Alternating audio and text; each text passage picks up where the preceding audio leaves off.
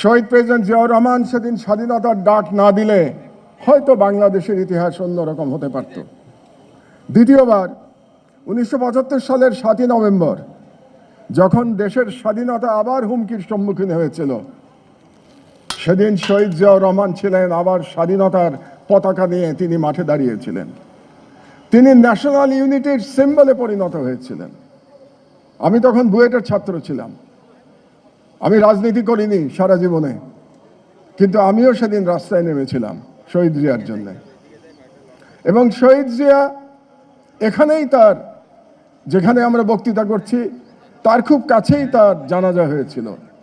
সেটাও বাংলাদেশের ইতিহাসের ঐতিহাসিক জানাজা ছিল। প্রতিটি মানুষ কেঁদেছিলেন সেদিন, আমার মনে আছে। একই দৃশ্য আমরা দেখেছি যেদিন দেশনেত্রী বেগম খালেদা জিয়ার জানাজা হলো। এর মধ্যেও একটা পার্থক্য আছে।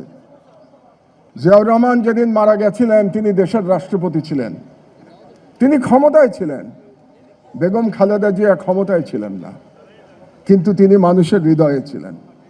এবং হৃদয়ে থাকার কারণেই বেগম জিয়ার জানাজায় আমরা মানুষের স্বতঃস্ফূর্ত কান্না দেখতে পেয়েছি।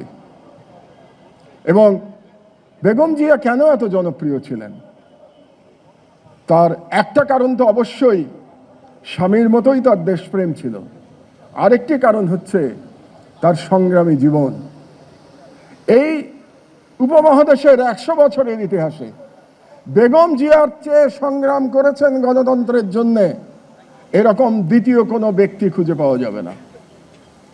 আপনারা পড়ে দেখেন, বেগম জিয়ার সমতুল্য সংগ্রামের কাহিনী আর কারো জীবনে খুঁজে পাবেন না।